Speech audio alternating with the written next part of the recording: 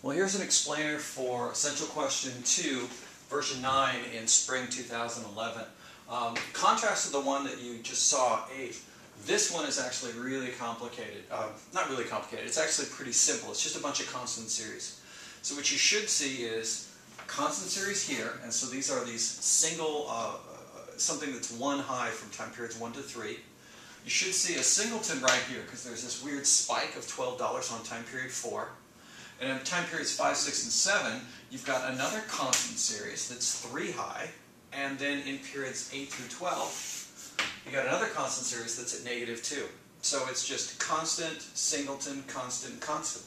Not all that bad at all. It's just an exercise in counting your ends and time shifting. So this is probably one of the easiest ones that you've had.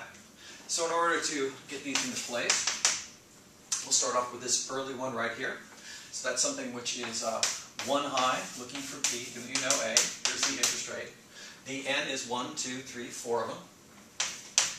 And it does need to be time shifted because the constant series should start in time period 1, not time period 0. So put in a -1 right there in order to make it so that if you add the N and the exponent, you get to 3, which is the last time period we actually see a value in that series. You should be A-OK. The second spike that comes in, this is that singleton that's there. That's just 12, and we'll shift the $12 that's in time period 4 back to 0 by just using that simple discounting that you've done a couple of times before. That's actually where we started. And then we'll add in the other two constant series. We've got one that's 3 high.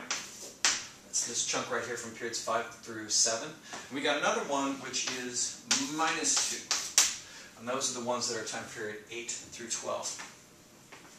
So in each one of these two cases, we're looking for P, given you know A. Oops, I forgot we're going to have to time shift, so I'll move this just a bit. There's the I, and the N on the 3s is just 1, 2, 3. We'll divide it by 1 plus I to the, I think 4th would be right. It looks like when we gather all these things up, it dumps everything in time period 4. The denominator moves it back. The checks, of course, 3 and 4 is 7. It's the last time you see it. And then we'll get you your other chunk, which are those -2s at the end. There are 1, 2, 3, 4, 5 of those. And we'll divide by 1 plus I to the 7th. And again, if you do the numerator, what you're doing is gathering all these values, dumping it relative to 0, which is 7. And then the denominator moves it from time period 7 back to 0. Again, check the 7 and the 5, add them together and get 12, and that's exactly when we see the last value. So that's a reasonable explanation to get you the present worth of this series for spring 2011.